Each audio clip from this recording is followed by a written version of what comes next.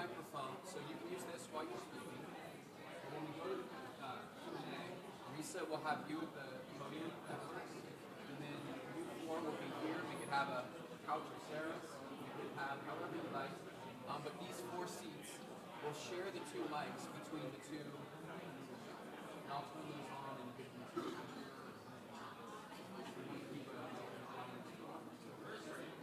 When audience Q&A comes, which takes it around 9, 10, 15, we'll be flexible with it. And Risa, you'll see me over here. When we break for it, I'll go ahead and until about 9, 10,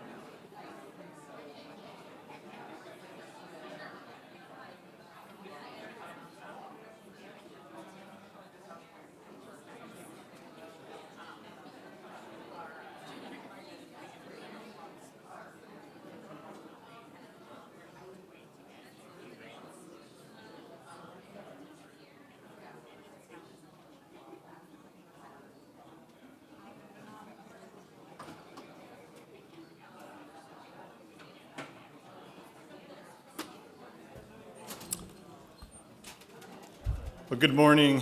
Welcome to today's EPN Breakfast program. And I'm extending a great virtual welcome to the many currently joining us online virtually and concurrently through the EPN YouTube channel. So welcome back there as well. My name is Eric Toman. I'm the interim director of Ohio State School of Environment and Natural Resources. And I want to start by wishing you all a happy Valentine's Day. Thank you for joining us today. For those longtime EPN members, you might recall that the year 2018 was the last time we hosted a Valentine's Day breakfast when we were joined by former First Lady of Ohio, Hope Taft, in celebration and recognition of our collective love of Ohio's rivers. The focus of today's discussion, vector-borne disease spread through emerging tick and mosquito populations, is not usually met with the same affection as Ohio's Scenic Rivers program. Though I'll say it is our job today to express love for the good hard work that goes into monitoring these disease vectors and to the development of management plans that reduce illness occurrence across the state. Before starting into today's program, I want to thank our communications team for bringing Ohio State's hashtag Buckeye Love to EPN this morning. In the hallway before entering this room, many of you wrote down things that you love about our environment onto tree leaves, which we are excited to document and we'll share through social media channels. Also, we are fortunate to have several exhibiting groups in the hallway during registration. Susie Burks and Stacy Finneran were hosts of one of those tables, and we're representing our Masters of Environment and Natural Resource, or MENR, program. The MENR is a professional practice degree pathway for individuals currently with degrees in and or working in the environment and natural resources career who may be seeking additional education for advancement. Those working in other fields who may wish to work in it, or those working in other fields who may wish to work in an ENR profession. I'm proud to share that we currently have 30 students enrolled in our MENR program, and 14 additional students have graduated with an MENR degree in the last 8 months. This program is designed to be flexible for full-time workers and can be utilized with dual degree programs. We have also recently initiated a graduate certificate program in environmental assessment. And currently, 6 students are pursuing their MENR while also earning environmental assessment certificate. Please reach out to Stacy and Susie if you're interested in learning more, and maybe Stacy and Susie, if you could raise your hands or wave. Thank you. So many of the issues impacting our environment and the solutions to resolve them require a major depth in traditional scientific knowledge and transdisciplinary skill sets and partnerships across sectors, public, private, and academic.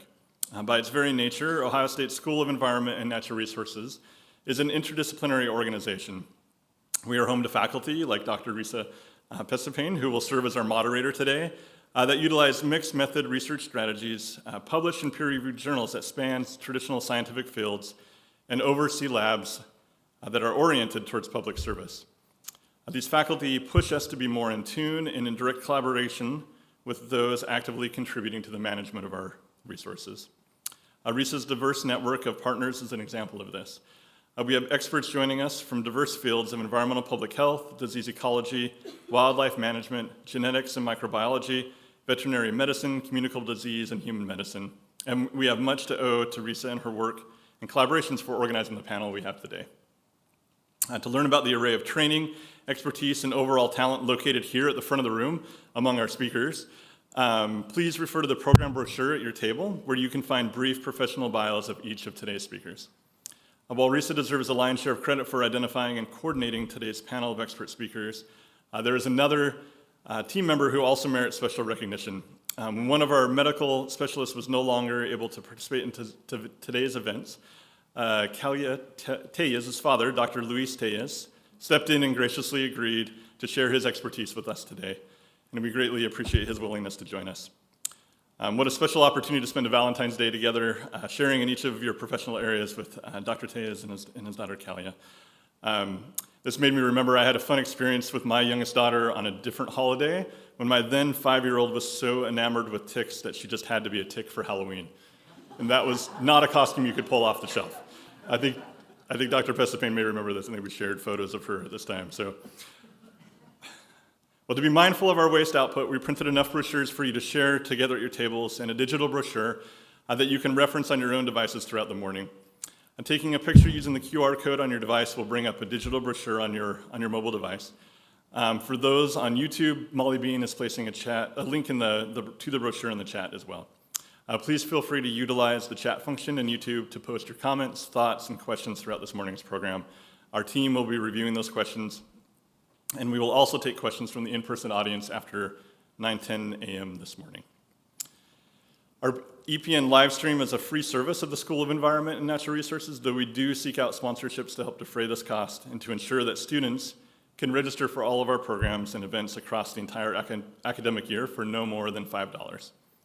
We received support today from a variety of sources, including several individuals who chose to sponsor a student during registration. Their names are listed at the back of the program brochure, and they're also wearing a name tag with a red circle today. Many thanks to those individuals and organizations for their contributions. Please review the agenda featured in your program brochure to see the order of this morning's presentations. Dr. Risa Pesapane, Principal Investigator of the Parasite and Pathogen Ecology Lab, with joint affiliation in the College of Veterinary Medicine's Department of Veterinary Preventive Medicine and the School of Environment and Natural Resources here at Ohio State, will begin today's program and will later serve as our moderator. Risa, thank you in advance, and I will now turn the time over to you to share how environmental and health scientists are biting back at Ohio's ticks and mosquitoes.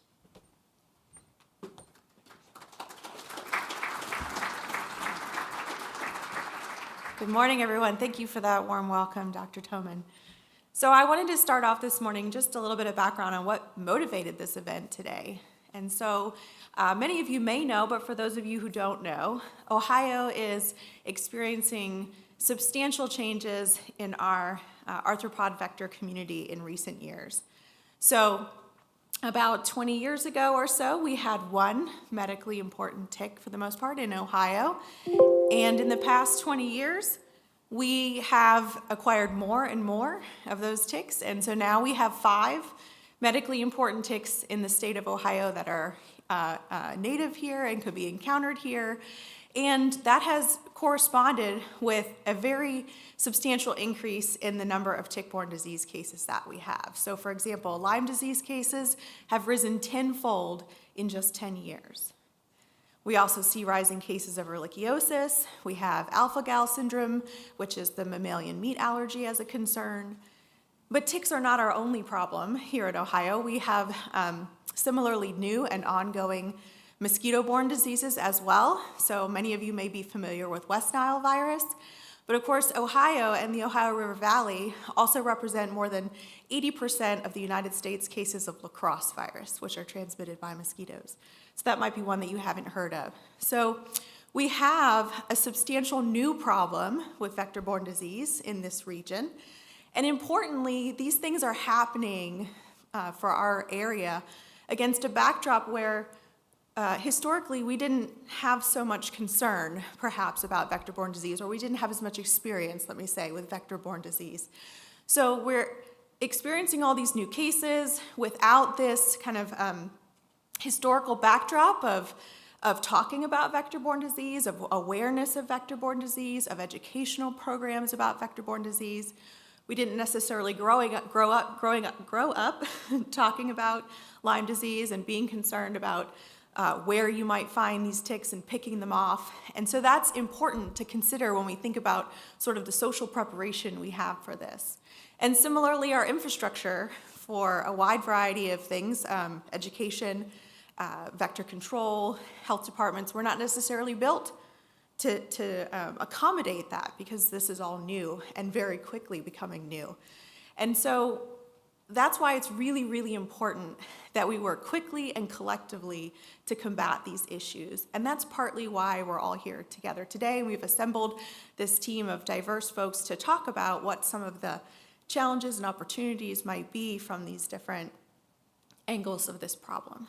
So with that, I want to go ahead and welcome our expert panelists to come up on the stage at this time. Or, yeah, we'll start with Steve.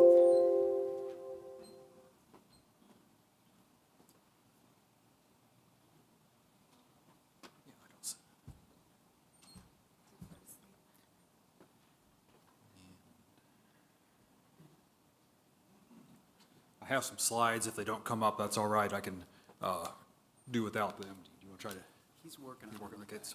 I'll just keep going then. Okay, so my name's Steve Wilden. I'm a veterinary medical officer with USDA APHIS Veterinary Services. So I was asked to talk mainly about the role of USDA with tick monitoring and surveillance. So I need to back up a little bit, explain the agency I work for, and then my role within that. So I'm sure you're familiar with U.S. Department of Agriculture. Then there's animal and plant health inspection program. Okay, good. Got the slides coming up there. Animal and plant health inspection program. Veterinary services within that. We work with the regulated livestock diseases. These are ones regulated mainly to work with the export of livestock and livestock products out of the United States. So that kind of limits what we do with ticks. So I want to touch on a few things that we do with ticks. So I'm just going to touch briefly on Asian longhorn tick, cattle fever tick eradication program, and what we do to get cattle in across the border from Mexico to the United States, and hopefully can do this fairly quickly because I know you just wanted a quick talk. So I'm going to touch briefly on the first topic, what we call the Asian longhorn tick, due to the scientific name of Haemophilus longicornis. Very briefly, it was discovered on a pet sheep in New Jersey in 2010, just completely covering this sheep. It was the first time that tick had been found in the United States, so it was felt to be a new tick in the United States, and of course completely covering that animal was very alarming. The tick can possibly carry various diseases that are of concern. Then when the tick experts, which I am not, got to look in the archive samples, they realized that species of tick had been in the United States since at least 2010. So that kind of changed how USDA dealt with that incident. It was no longer really a foreign animal disease, so something we work more in a monitoring mode. So we really backed off with that, allowing the universities and health departments to take a lead on that, and just kind of we help with education with producers, pet owners where that has been discovered. So this shows you that tick has been found, mostly throughout the eastern United States and across the Mississippi a little bit, about 5 or 6 counties in Ohio. We realize those are just counties where we know the tick is located, and it's has to be present other places. This tick has been found on at least all the species you can see here. I basically take that to mean that it can be found on about any species of animal, including humans. Known to carry a lot of pathogenic organisms in livestock. We are most concerned about anaplasmosis, which was around even before the Asian longhorn tick was discovered, and Téllez, which actually could be a species coming from outside the United States. Touch on just the bottom of that slide there. That tick is concerned because where it is found, people walking through a pasture, bringing equipment into a pasture, will come out just completely covered with ticks. Definitely something alarming. Livestock that become infested with these ticks can literally be covered with ticks. The ears can just be filled with ticks. So definitely alarming from that point, aside from diseases. You see at the bottom of the slide, it says that some states, including Ohio, have reported deaths of cattle just from the blood loss, and there's some controversy about whether it's blood loss or it's a toxin or what that is. People who have lost their cattle to that tick say definitely you would believe it's blood loss. So that's just a real brief introduction to Asian longhorn tick, which is one thing we are more monitoring mode, education mode. So I'll move on to cattle fever tick program. The cattle fever tick, the Buophilis species, you can see in 1906 was in at least all the states listed in blue, carried, I know, babesiosis, I believe pyroplasmosis, several other diseases carried by ticks that can cause serious issues in livestock. So you can see where it was in 1906. This I have not worked with personally, but we do have a USDA program in southern Texas where if you live in any of these yellow counties and have livestock at or below that red line, you're not allowed to move livestock out of that area without having them examined and treated for ticks. So it creates some hardships on those producers because obviously they like to move their livestock just whenever they can, but it's obviously better than being in the number of states you saw previously. I'll just kind of then conclude with a few more slides to touch on what we advise people to do looking at their livestock, and I don't know how many people here might be from a livestock background or have livestock, so this also applies to your pets. So I'm kind of combining observing our pets or observing our livestock for ticks with what we do at the southern border, and that I have worked at briefly. So that's kind of the third part, what I want to touch on, tick-related, to bring livestock in across the border from Mexico. I believe we take in about 1.2 million feeder cattle, which are young cattle that are going to be fed in feedlots to reach slaughter age. The various steps they have to go through to come here. The one tick-related is that they have to be treated for ticks and have health certificates that say that it has happened.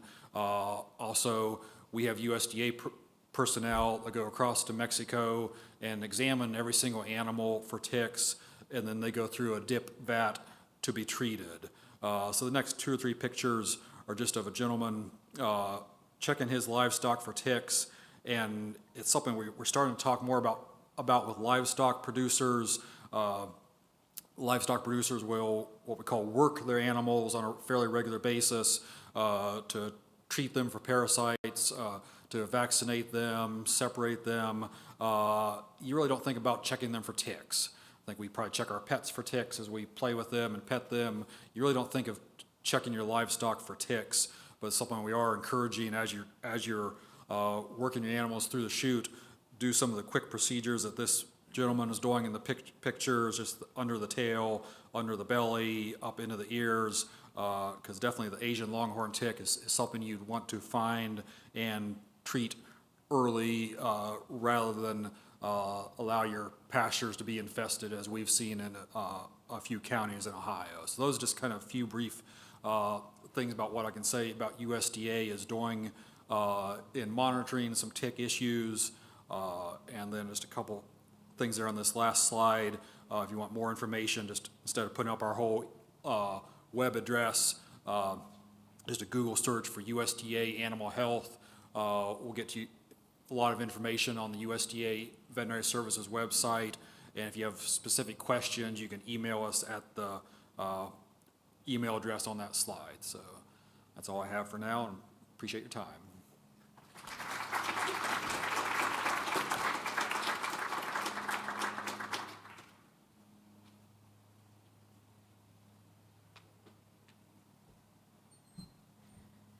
Good morning, everyone. I'm Sarah Fink with Delaware Public Health District. I'm excited to give you all a more local perspective about what's being done about ticks here after that good federal overview with USDA. So, and I will talk a little bit about what the Ohio Department of Health is doing as well, too, because we work closely together.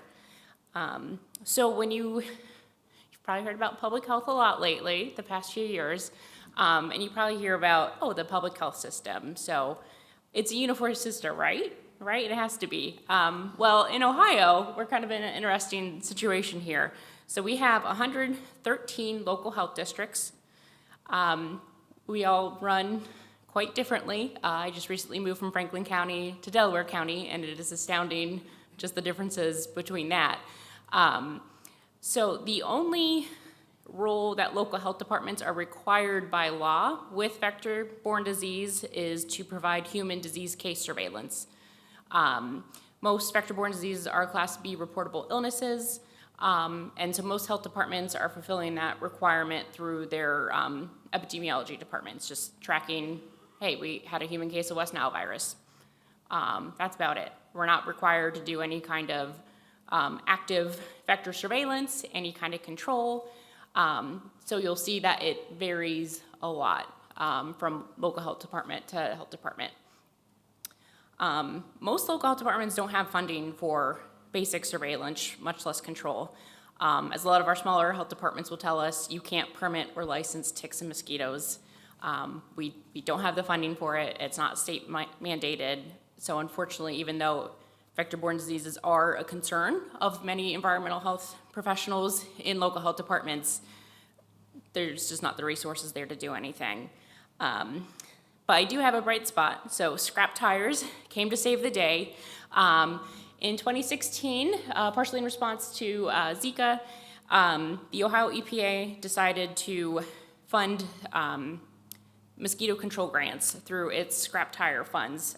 They collect a certain fee for tire disposal, tire replacement, and they have been awarding over $6.7 million to local health departments since then. This is a very competitive grant. It's only capped at $25,000 per agency, but you'll see on our next slide, it has had a huge impact. The reason there is this association, in case you don't know, scrap tires provide perfect breeding grounds for mosquitoes. They're nice. They hold water forever. It's really hard to get water out of them. The black rubber keeps it nice and warm, usually some dirt and other stuff in there to provide good feed for the mosquito larvae. So if you see a scrap tire, think mosquitoes, because there's probably some coming out of there. Okay, so to talk a little bit about mosquito surveillance in Ohio then. So the Ohio Department of Health and the local health departments that are able to do mosquito surveillance work pretty closely together. So ODH, they will provide mosquito traps to free for any local health department that requests them. They also have a central lab that will identify and PCR test those mosquitoes for West Nile virus. ODH, as they're able to, they will go out and do surveillance in some of the counties that don't have health departments that are able to do surveillance. And they will also take care of reporting all the data that they find and all the local health department data to the CDC. So it's kind of a uniform reporting system. The local health departments that do participate, whether it's they've managed to secure some funding, they have a big enough budget, or they get the EPA grant. So they're the ones who set and collect those mosquito traps, and then most of them will submit the specimens to ODH. If they're able to, they may respond to when we get a pool of mosquitoes that's positive for West Nile virus. They may go out and spray, they may apply larvicides, they may just put out a press release that says, hey, there's West Nile in the area, be careful. Local health departments may also apply larvicides to standing water. And then some of the larger local health departments, and we do have 2 sanitary districts, mosquito abatement districts here in Ohio. They may do pathogen testing in-house even, so that they can get those West Nile results much quicker and be able to respond much faster. I did put a little stat here in the bottom. So the number of local health departments participating in the state's surveillance system increased from 33 to 86, thanks to that EPA grant. So it's really kind of been a game changer for local health departments doing mosquito control in Ohio. But even though we've had this progress, there's still a lot of major hurdles. So mosquito programs in Ohio are pretty much solely focused on Culex mosquitoes, which is the vector for West Nile virus.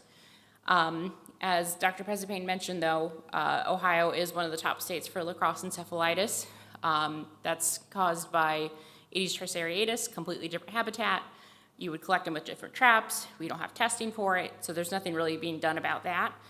There's also a real lack of planning for these invasive species that are coming in. That picture is Aedes albopictus, commonly known as the Asian tiger mosquito. You've probably been bitten by this guy recently, or sorry, I should say this lady. They are very aggressive daytime biters. I think they're largely responsible for this proliferation of Mosquito Squad, Mosquito Joe, Mosquito Authority, all these companies you see sprouting up everywhere, because these guys will make your backyard miserable for you. Some other issues we're dealing with is seasonal staffing presents a lot of challenges. A lot of health departments rely on interns hired through the EPA grant, so you kind of lose a lot of continuity. Training gets difficult, and also a lot of your students are leaving in August, right as West Nile virus is peaking. So right when we should be focusing on this, you're, oh, bye, good luck this fall.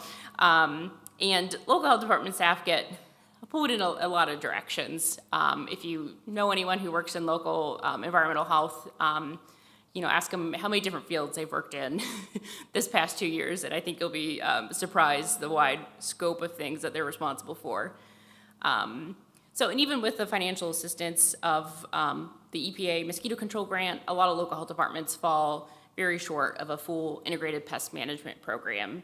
So integrated pest management is the principle of preventing or controlling pests at their most vulnerable stage, while reducing impacts to the environment. So it's a good principle to strive for. It's just very hard to do with the limited funds. And when we don't even have health departments doing surveillance, obviously IPM isn't attainable. I'm going to talk a little bit about tick surveillance next. So ODH is kind of following the model of the mosquito program. Unfortunately, there's no association between scrap tire funds and ticks. The other thing is ODH is currently not able to pathogen test ticks in their lab. We are working on that, thankfully, with OSU, which is exciting. But only a few local health departments perform active tick surveillance. There are a few different ways to perform tick surveillance. Active tick surveillance, you're literally just taking, the most common method is dragging. You just take a white cloth and drag it out with you. Very time intensive. So you're collecting questing ticks in the environment. It provides the most robust data on tick population and pathogens. But yeah, it is time intensive. It's also very weather dependent. You're never gonna have a bad day tick dragging because you're only gonna be able to get them if it's dry, not too windy, not too hot, not too cold. There's a few other methods that we've been trying to encourage more local health departments to do. Passive surveillance, a lot of times the public will submit ticks to us, ask us, hey, can you help me identify this? We may pass those on to ODH or direct them to a private lab so they can get pathogen results immediately. It's very cheap, but it's incomplete data. And mostly we don't know where these ticks came from. They may have just come back from a vacation from North Carolina. And also host surveillance. This is another form of passive surveillance. We've checked culled deers and hunted deer. Really high yield in a short time. Kind of the biggest bang for your buck. But it is only seasonal, and it's kind of tricky to coordinate sometimes. So why am I harping on surveillance? Knowing which species and pathogens are our area helps with doing a risk assessment. It helps direct our educational and outreach efforts. And if we are doing control, it's essential that we are doing surveillance to measure how effective we're being. We don't want to just, last thing we want is to be putting a bunch of chemicals and pesticides in the environment without measuring how effective we're being or if we even need them. It can also help clinicians in the area, letting them know what diseases are present. So a big part of our role at the local health department is education and outreach. Just kind of informing people what's there. A lot of times that's answering the phone for people who have questions in the area. I can't tell you, unfortunately, how many times I've gotten phone calls from people who are like, well, I have this bullseye rash, I think it's Lyme disease, but I went to my doctor and he says I can't get Lyme disease in Ohio. So it's another reason why surveillance matters, is proving like, hey, yeah, I caught this tick at the park down the street from you. 60% of them have Lyme disease. We have it in the area. So yeah, a big part of ours is educating both the public and professionals, educating people how to protect themselves correctly, and getting Ohioans used to these new ticks, because there's a lot of difference between dog ticks that have been around forever and ever, and then black-legged ticks, who are those ones spreading Lyme disease and all other nasty sorts of pathogens. So, all right, and I guess we'll have time for questions later, but I did want to remind people, Franklin County Public Health, my former agency, graciously provided some free tick removers out in the hallway, so I encourage you to grab those. So, thank you.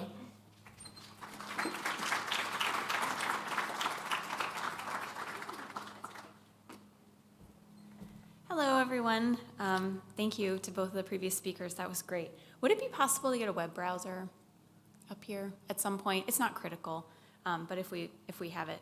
So I'm Sarah Short. I'm an assistant professor at OSU in the Department of Entomology, and I wanted to talk a little bit about how academics, like the role that we play in vector-borne disease prevention, and how we work with partners like the ones you just heard from to try to reduce vector-borne disease in Ohio. So generally speaking, there are exceptions to every rule, but generally speaking, at OSU, professors perform some combination of research, extension, and teaching or outreach. So we serve the research community, we serve stakeholders, and we serve the general public by doing each of those things and to some degree.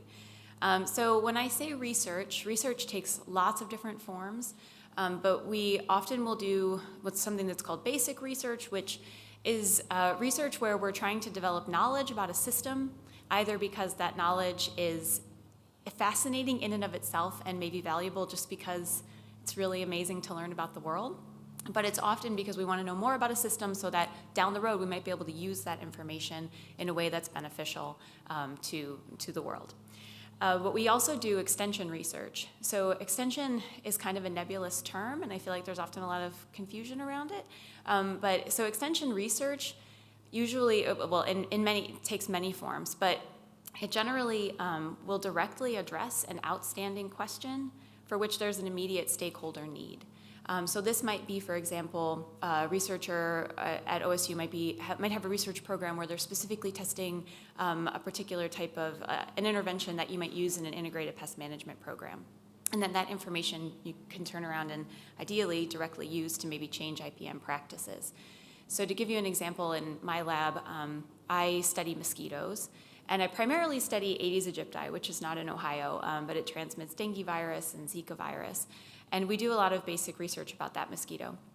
But we also do some research that's much more extension focused, where we're in Franklin County and we're actually sampling mosquitoes, looking for mosquitoes in stormwater control measures. So these are things like retention ponds, detention ponds, that are designed to funnel stormwater so that it doesn't flood our neighborhoods. But those stormwater control measures often hold water.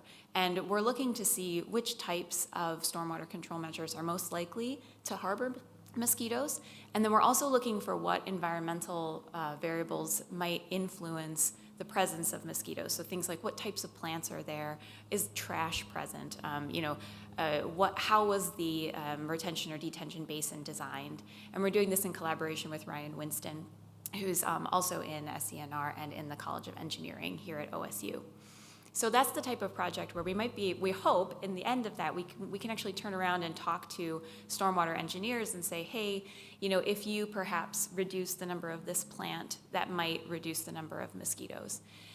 So we're really excited about that project. But in relation to that, like within that project, we're also collecting a bunch of water samples and we're analyzing the bacteria and the fungi that are there. And we want to know what microbes are present and do they or do they not support the presence of mosquitoes. So that's something that's a lot more basic, right? That kind of tells us more about, what type of environment does the mosquito prefer, or whether or not those microbes might actually, prevent the presence of a mosquito or might facilitate the presence of a mosquito. We won't necessarily be able to then take that information and go fix mosquito problems, but it can tell us something that we might be able to use down the road to, for example, maybe design a new biocontrol product. If we find a microbe that is always present when mosquitoes are absent, then that might be a really good candidate to then do more research on. In addition to that, extension also, I should say, I wrote this down. I wanted to make sure I made a point of saying it. So we work really hard at OSU because we're a land-grant institution. We work really hard to serve stakeholders and the public.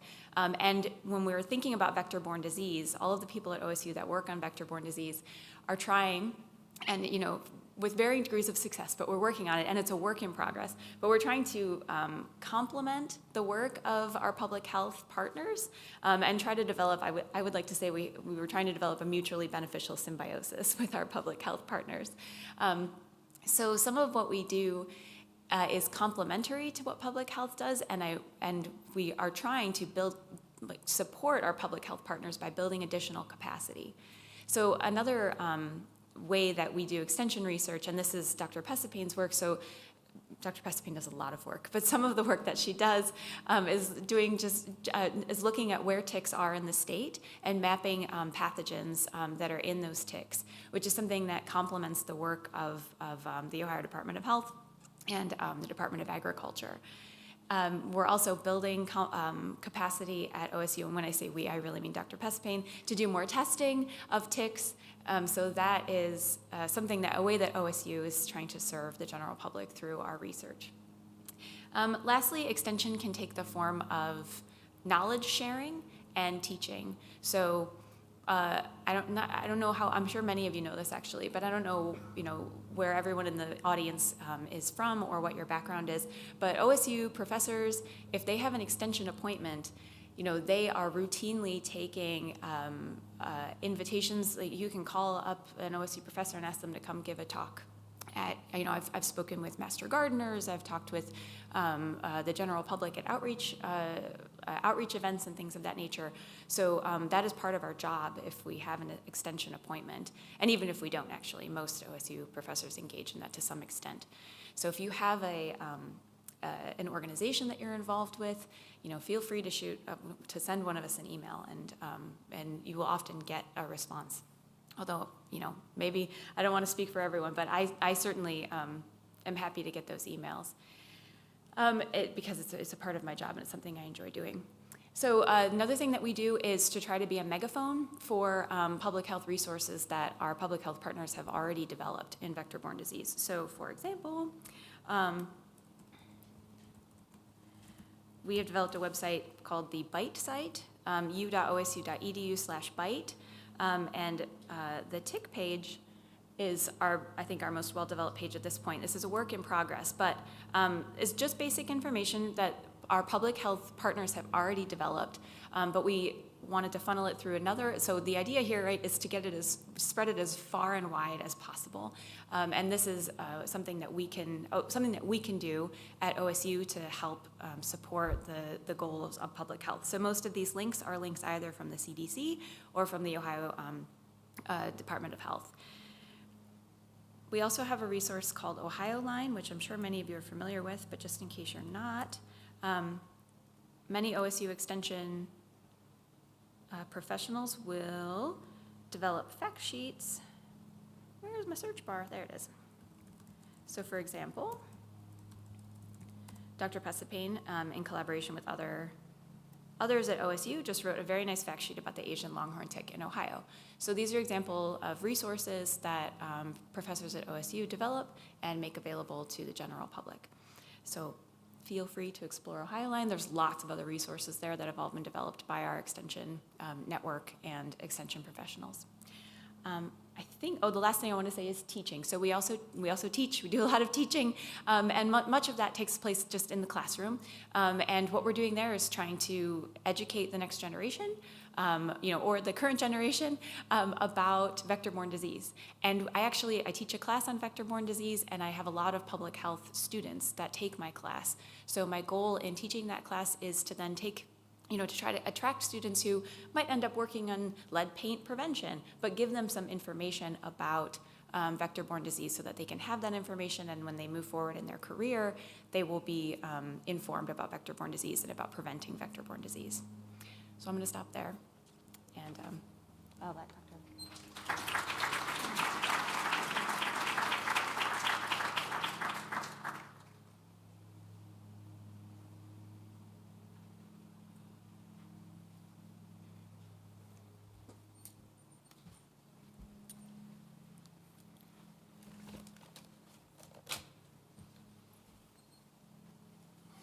Hello. Thank you very much for having me.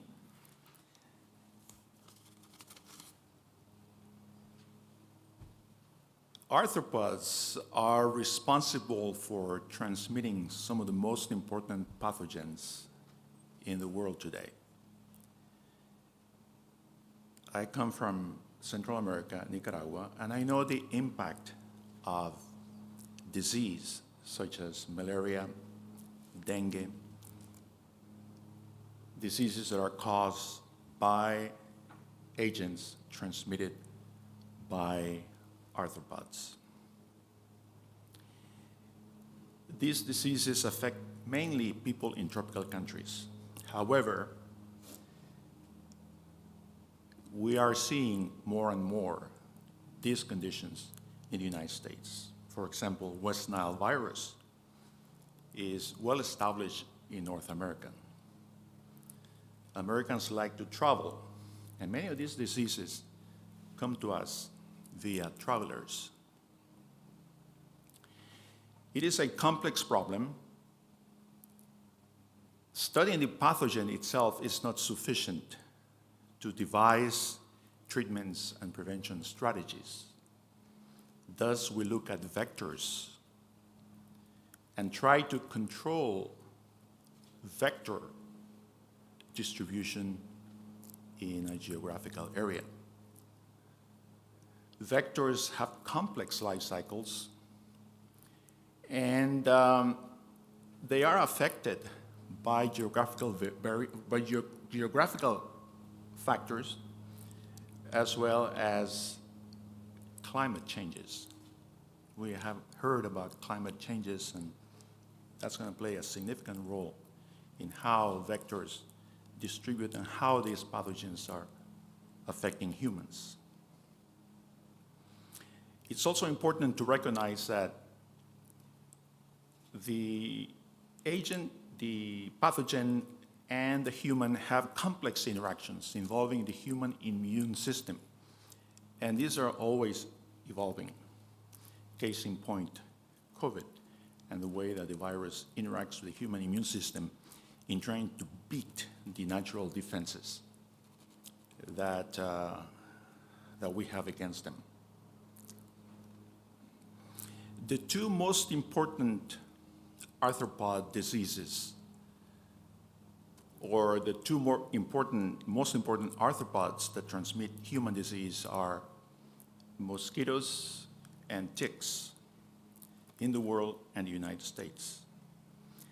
Dengue, being a mosquito-borne illness, is the most common in the world. In the United States, we have Lyme disease being the most common, transmitted by ticks, and Rocky Mountain spotted fever, which is the most deadly, the most lethal.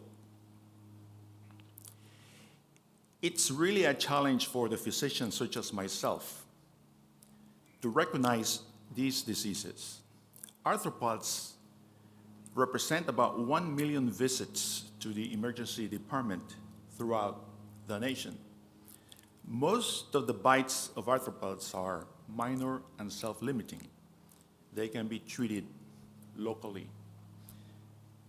However, many of these arthropods will carry significant disease, as I mentioned. The challenge to the physician, to the clinician, is to recognize when these vectors, these arthropods, can cause significant disease, and by that I mean something that may result in severe complications, even death. Mosquitoes are perhaps responsible for most suffering in humans.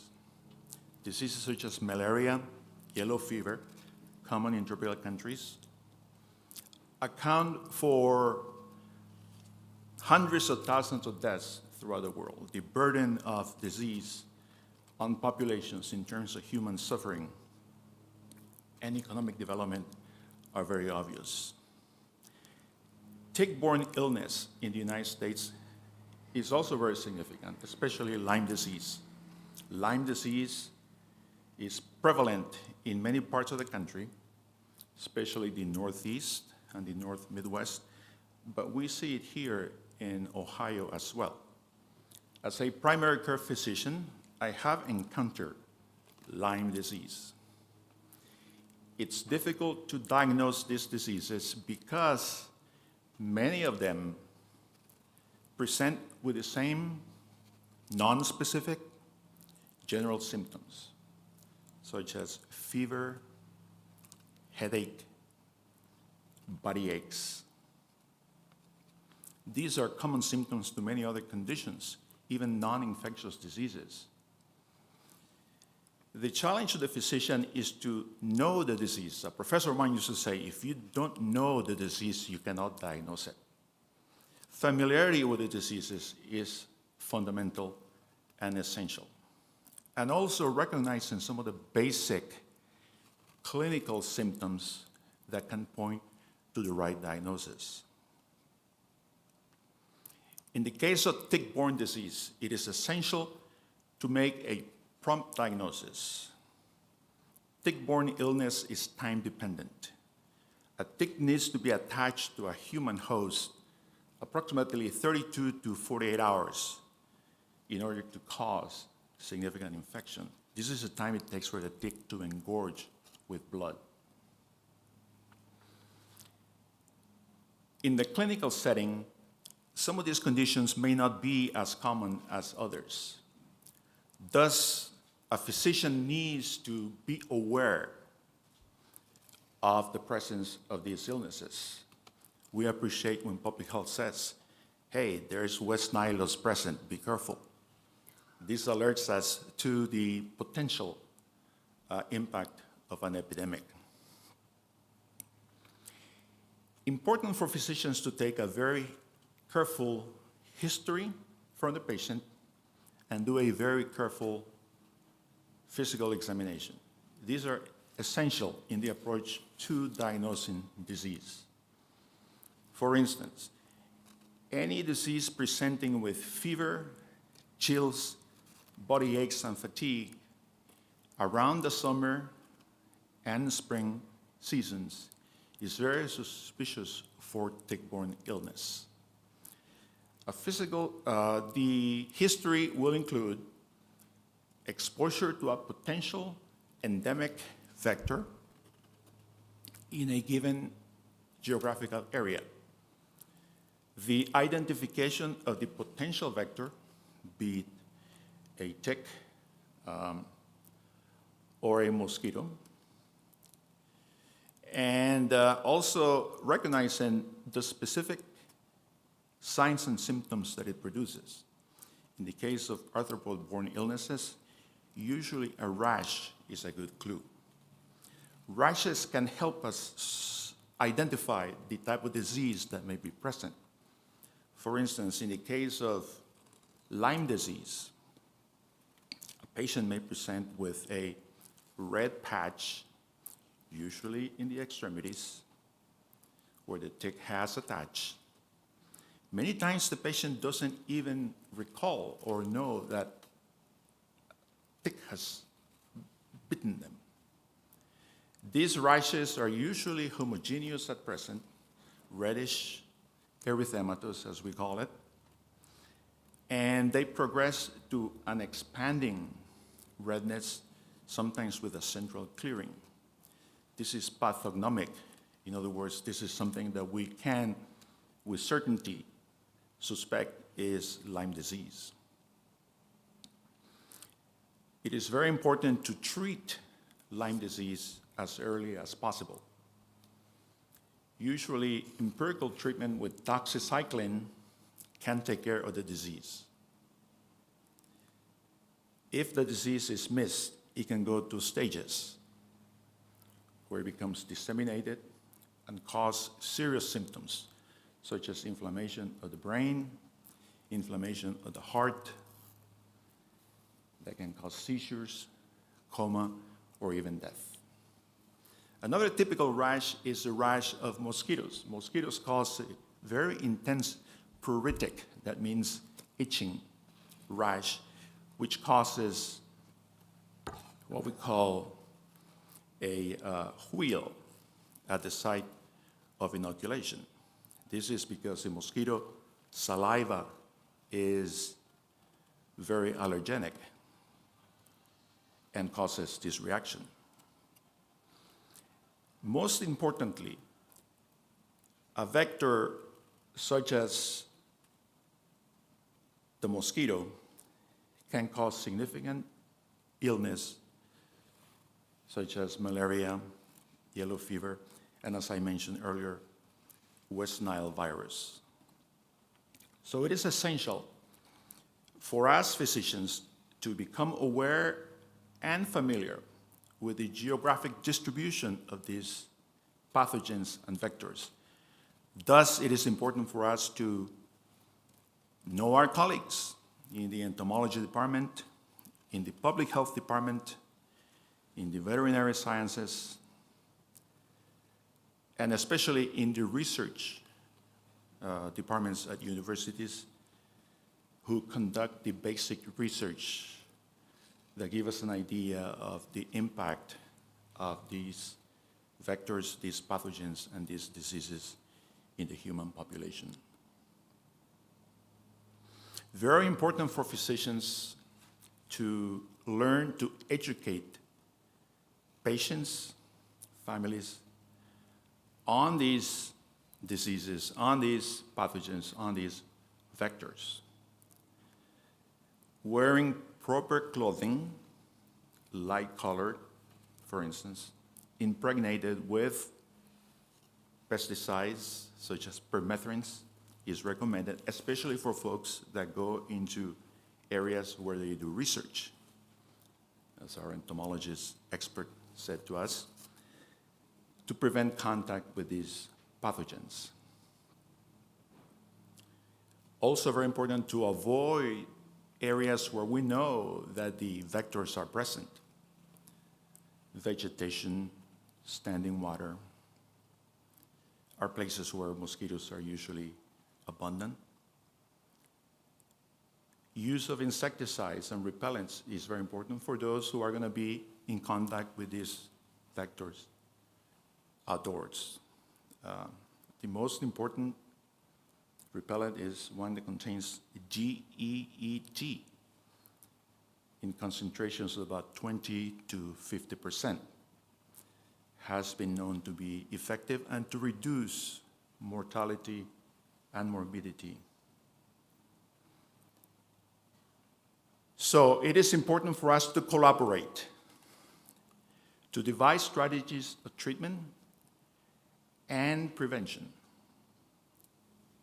It's very important to hold meetings like this where we can be aware of these diseases and to try to reduce the impact of pain and suffering that they cause in the world and in our own communities.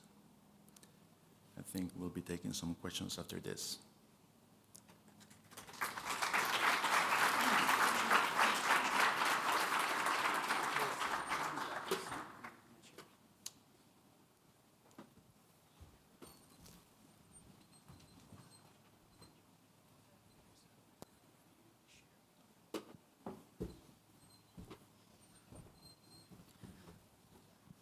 Thank you to all of our panelists. That was a wonderful conversation and a wonderful introduction to our Q&A session. And I just wanted to kind of summarize some common themes that I heard, and I appreciated that there was a number of gaps that were addressed. For example, we talked about the funding or resources available to conduct surveillance and control in the first place. How there's this kind of focus on the perhaps most important or most common pathogens and vectors nationally, such as West Nile virus, but perhaps not as regionally focused as our concerns with La Crosse virus. We also heard that surveillance is really, really important to inform physician knowledge of what is in the area so that they can appropriately diagnose things. So I think one of the things that most people are surprised to learn when we talk about this with folks outside of this field, and something I was surprised to learn when I started studying and working in this field, is just how different these roles can be among these different organizations and what the limitations are of what you're able to do. But the thing that makes me really excited and gives me a lot of hope is you also heard today how elegantly these different organizations can work together like a puzzle. And so Sarah Fink and Sarah Short did a wonderful job of kind of explaining about how those things can work together to complement what we're doing if we work together as a full community of practice. So I wanted to take a moment and ask kind of each of you to consider what resources you have available to do those kinds of collaborations, or what challenges you have in being able to do those types of collaborations from your perspective to fill in these gaps. If anyone would like to start.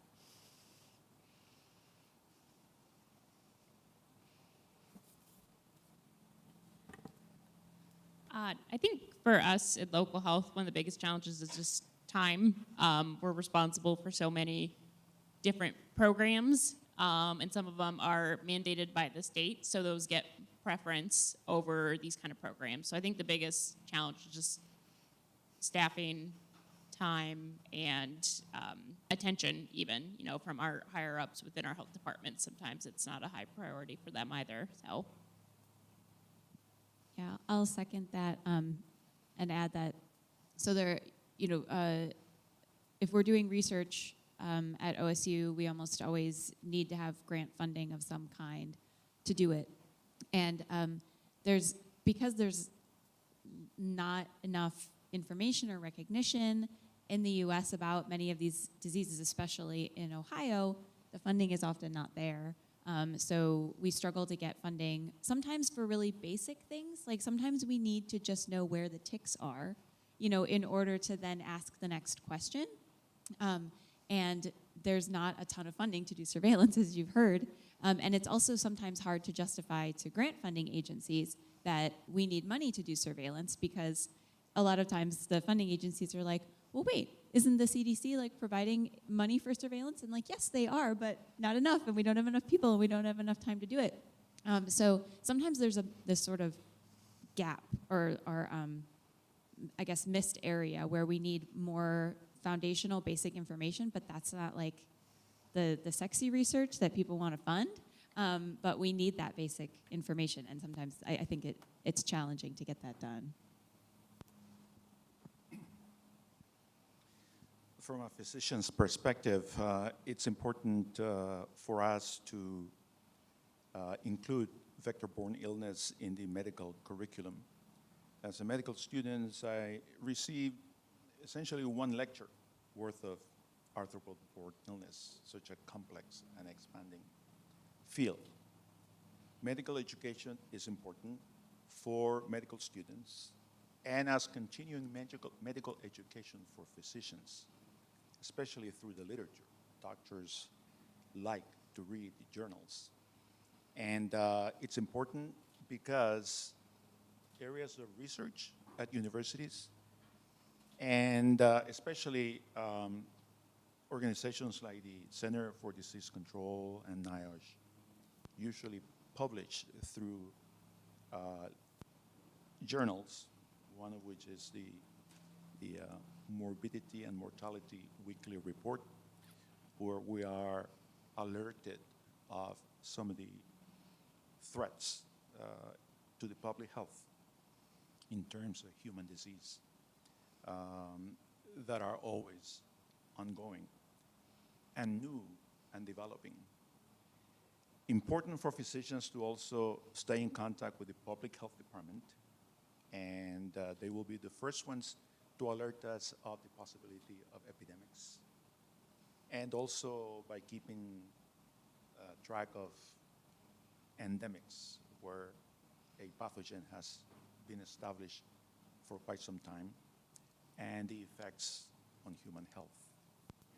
Lastly, I think it's important for us to have forums such as these, where we can hear what is happening and get an update on the ever-changing and ever-challenging fight against arthropod-borne illness. I guess I would say as far as challenges for USDA veterinary services, biggest challenge is if something like tick or mosquito issues are not within our regulatory authority, we cannot do anything about it. We might be able to go and talk at things like this. I can visit with a livestock producer, but there's nothing we're going to legally do about the issue. Now can be a good thing or a bad thing. It's a good thing if you're a livestock producer and you don't want one more thing to have to do to sell your cattle out of the state. Because when we first started talking to producers about Asian longhorn tick, I had producers tell me, well, I'm just pretty sure that I won't be able to sell the livestock market unless I can prove I've had my cattle treated for ticks. And I told them I just don't see that happening probably forever, definitely not for a long time. Opposite side of that is, like I mentioned, cattle coming to Mexico. Yes, they're not going to come here unless they've been treated and treated again and checked for ticks. So biggest issue for us is if we just don't have the regulatory authority, we can't do anything about it, and that just depends on if that's good for you or if that's bad for you. If you have ticks in your backyard and in some way you'd like them controlled, and there's an agency does not have regulatory authority, that's a bad thing. If you want to move livestock or travel with your pet and you don't want one more regulation to try to follow to get that done, then that's a good thing for you. That's our challenge. Wonderful, thank you. And I think now it's time we're going to move to some questions from our audience. Joe? Yeah, we have a Group of about 75. watching on YouTube. Wow, that's it. Mic is just a little spotty right now. Let me, you mind if I just... Yeah, come on up. We have to speak into the mic so the live stream folks can hear us. So Larry Antosh is watching and asked the question to the panel. With the changing weather patterns in Ohio, what human and livestock southern United States tick and mosquito challenges are expected to appear in Ohio in the next 5 to 10 years? So that's a great question. Dr. Pesapane could probably add to my answer because she probably knows better than I do, and maybe Sarah Fink as well. But I would say I'm not, so certainly changing, if we are having less, or I should say, if the coldest cold temperature is becoming higher, right? So let me say that again. Basically, if we're not getting as many deep and long cold snaps, that definitely has the potential to influence tick populations, and it might make it more, it might result in more ticks having the ability to spread more northward, and there are certainly hypotheses related to that. But I will also add that there are many environmental drivers of tick spread, and we really don't fully understand all of the pieces of that puzzle. But for example, reforestation in Ohio is fantastic, and we have actually done a really good job of reforesting large parts of the state, as I'm sure many people in the audience know. But forests bring, animals with them, and we've also fragmented a lot of our forests around the state. So fragmented little patches of forest are really good places for deer and white-footed mice, and and the more white-footed mice you have, and the more deer you have, and the more ticks you have, the more Lyme disease you tend to have. So there are lots of environmental drivers of ticks, and so I think I'll stop there. And I don't know, Sarah, if you wanted to add anything else. In terms of mosquitoes, let's hope not 5 to 10 years, but I know one thing that I kind of keep in the back of my mind is Aedes aegypti Right now, Ohio winters are too cold for them to establish and survive year to year. But we have their cousins here, Aedes albopictus, and we have great habitat for them. So if we continue to warm, or even our urban areas, urban heat island effect is pretty significant. Even if Aegypti can get established in these urban areas, that's something that really concerns me long term. Again, let's hope not 5 to 10 years, but definitely something to keep an eye on, because those spread some really nasty diseases. I guess I have one quick thing, just one example I can give, what I assume is a climate-related change. Probably 5 years ago, I was working on a farm in extreme southern Ohio, and they had sheep and they had dairy goats, and at least their dairy goats, I believe both the sheep were infested with a tick, some sort of tick, and I took some samples and sent to our USDA lab, and they were the Lone Star tick. And like I said, this was 5 years ago, I believe, and when we got our report back, we were told that it only been maybe within the last 2 years that they knew the Lone Star tick to be in Ohio. So before that, you'd have said, we're not going to find a Lone Star tick in Ohio. It had just been about 2 years before that time that tick had made its way to Ohio, and of course a huge issue for anybody, but a dairy goat operation, you're handling your goats every single day, twice a day, so a huge issue for them. Thank you. Those are great answers. And I'll just add to what was shared is that, there are many mechanisms by which these vectors are expanding their range, and it's probably the case that they're not exclusively using just one, right? So changes in land use as well as changes in climate together. So what we're seeing, the question was also about kind of what species we're seeing. So I mentioned we now have 5 medically important ticks. So you've heard about the black-legged tick, which is mostly responsible, our biggest public health concern is responsible for Lyme disease, as well as many other pathogens. That one is essentially sandwiching Ohio from the east and the west and a little bit from the south. The Lone Star tick has been progressively moving northward from the southern part of the U.S. Up into Ohio and is found readily in Ohio now. We also have the Gulf Coast tick, which was named for its historic distribution near the Gulf Coast, which is now spreading inland and north as well. We have the Asian longhorn tick moving through Appalachia. So we have invasion of ticks from a number of fronts for a number of reasons. And as our guests mentioned, also the same can be said for some mosquitoes. So we had a couple other questions, some great questions come in. Monica Dorman-Tuttle asked, how many species of mosquitoes do we have here in Ohio, and how many are vectors for disease?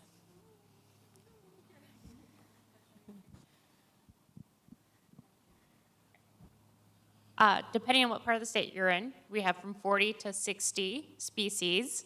How many are vectors? That's a good question. I'd say less than 10. And important point, mosquitoes aren't just flying syringes. There's very specific, only specific mosquitoes can spread specific pathogens. But, I would, don't quote me on the 10. But yeah, we have between 40 to 60 species. The big ones are Culex pipiens. Aedes albopictus is a potential vector, but we don't really see much. Aedes triceriatus is a big one. What other? Cochleatia perturbans, yep. I think those are the big ones. Okay. Thank you. So another important question I want to make sure we have time to get to was from Ribbonfly, and they had a couple questions basically about recommendations for insect repellent. So I know Dr. Téllez talked a little bit about preventive measures, but I think that's an important message we want to get out today. So could someone potentially speak to, for both tick and mosquito, what kind of options folks have? First off, a really easy step is just your clothing choices.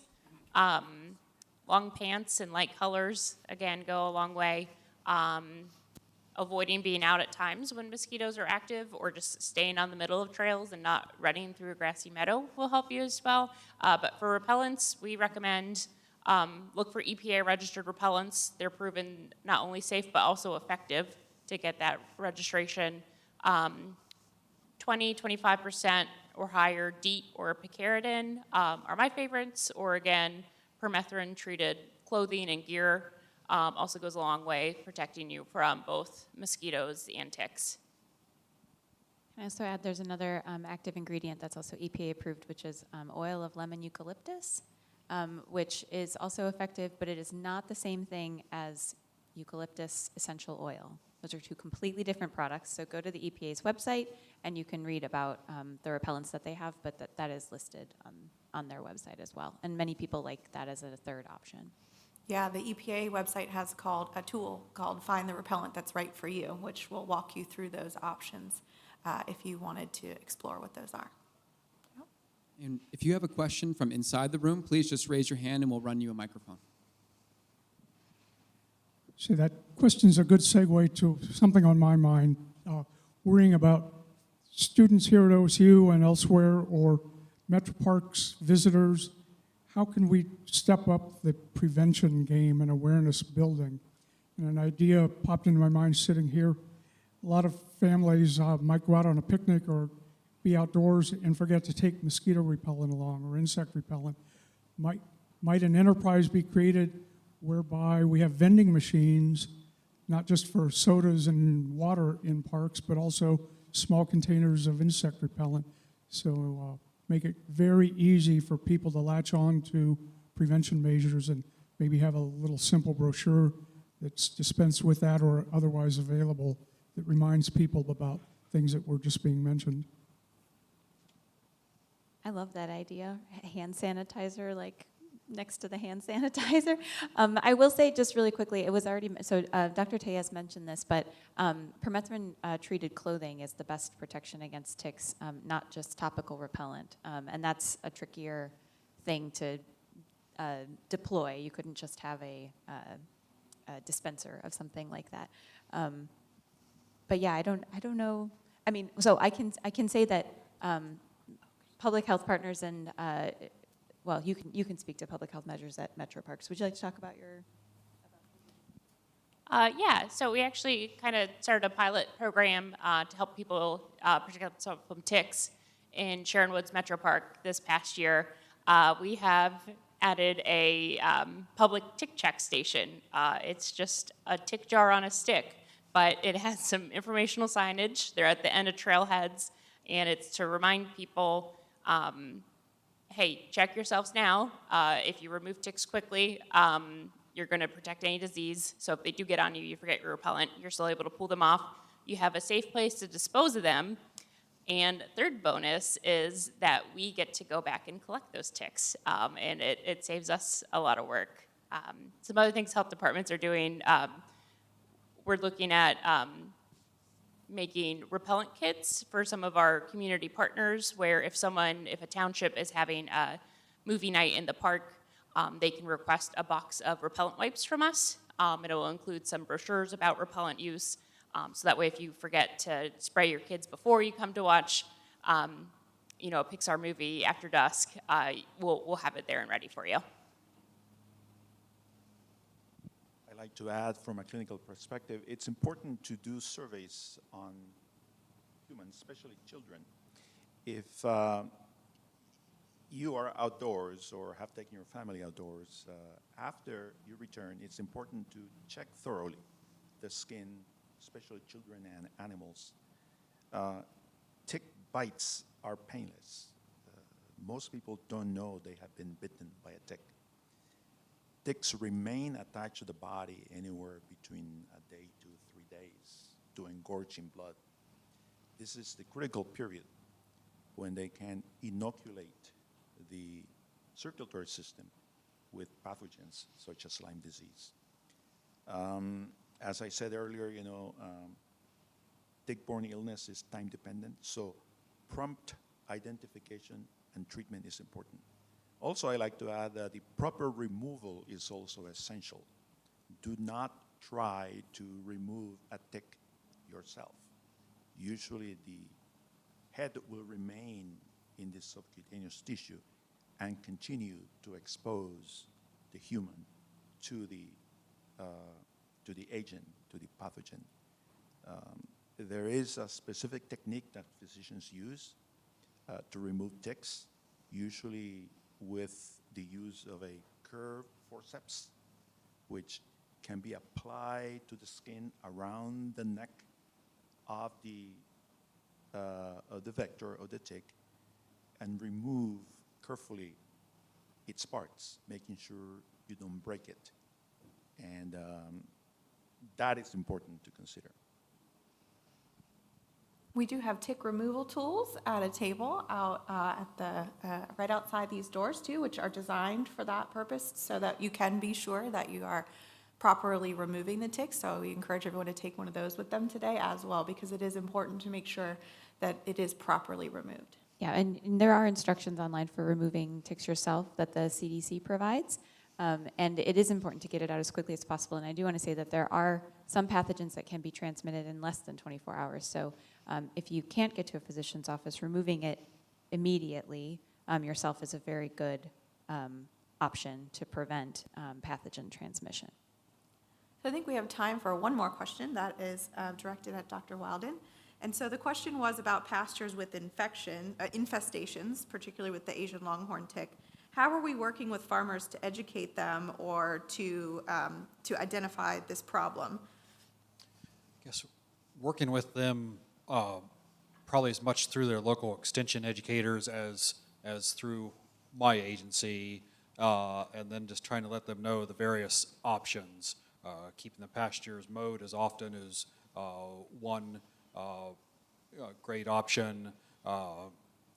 Treating the livestock is fairly easy if you have a product that's labeled for that livestock species and use, whether it's a meat animal or a dairy animal.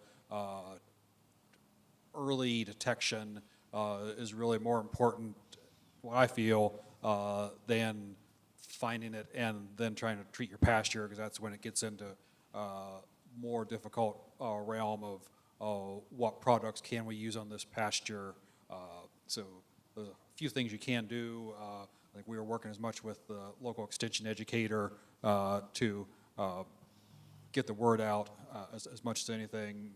I think Dr. Pesapane has been doing research on various other areas, such as one area was a pasture when it was discovered, and then it was used for corn the next year, and she knows more about that than I do.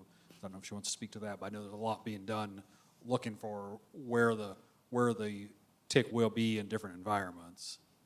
Yeah, so the Asian longhorn tick is a great example of what Dr. Short was talking about, how the relationship between the extension research that a university can do and then using that information with our agency partners. So the Asian longhorn tick is exotic and new to the U.S., so we're still learning what habitats it likes, how to manage it, what kind of integrated pest management we could do, and so that's kind of something that is done well at the university level, and then we can share what we learn about that fundamental research with our agency partners about how then to apply it and make recommendations more broadly. So with that, we are at 9:28. Can I just throw one more question? Yes. If we find a tick on ourselves or a pet, what do we do with it? Do we send it somewhere? Yes, if you find a tick on yourselves or a pet, what should you do besides remove it quickly and talk with your physician about this exposure? There are a variety of ways to submit this tick, and we do encourage you to do that because it's helpful for surveillance as well as being able to provide you guidance and information about what potential risks you have. So you can certainly contact your local health department. So we always encourage people to do that. You can also submit a tick. So let's say this tick was perhaps not an immediate medical concern for yourself. You could submit this tick to my laboratory, which does the public tick submission program, and we document all of these tick observations, and we share 100% of our data between the Ohio Department of Health and Ohio State University, so we can make better maps of where ticks are in Ohio.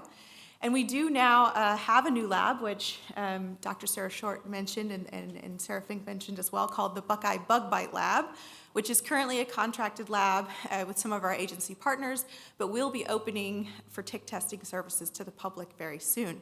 So Buckeye Bug Bite Lab, you will be hearing more about that in the coming weeks. If you don't submit your tick, but it was embedded in you, save it and mark the date of when the tick bite happened, and then watch for symptoms. But it's a good idea to keep it even if you don't submit it, because if you do develop symptoms, then you can identify it later. Yes, always save the tick, but not alive. Just one last word from. Yeah.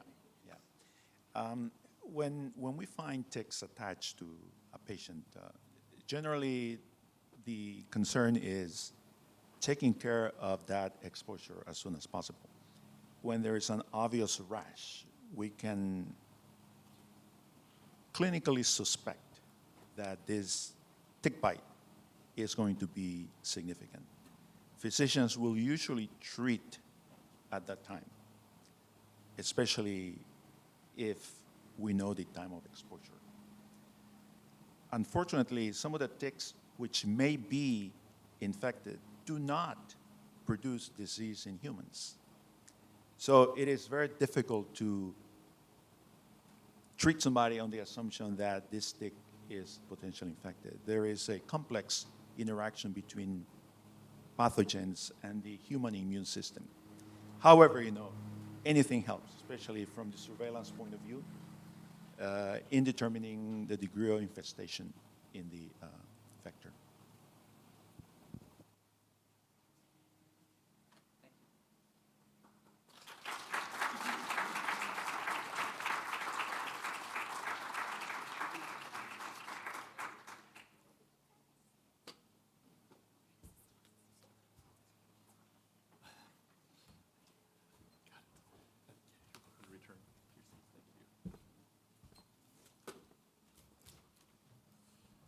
Thank you, Risa, Steve, Sarah Fink, and Sarah Short, and Luis, for your remarks and presentation today. I feel like, as always, this provides additional confirmation of the value of networks, of creating connections that allow us to identify opportunities for collaborations, sometimes across fields that we may not see as directly relevant to the work that we do, that maybe seem a couple steps removed, but we recognize that those steps and those areas are closer and closer than we might think through these connectors. And there's a great example of that for sure. As is our EPA tradition, we provided you with these certificates. We want to recognize you for your contributions today, so thank you so much for helping us to learn and to shape the world for the better. And we thank you for your time and your presentation today. We hope that you all enjoyed today's program.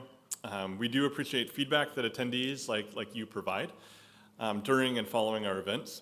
For those currently on the YouTube live stream, please check out the program feedback survey that Molly Bean has just shared in the chat. For those here in the room, you will receive a survey via email early next week. Please let us know your thoughts about the program topic, the food, any aspects of the event that you would like to share. These help to shape and inform our future events and activities.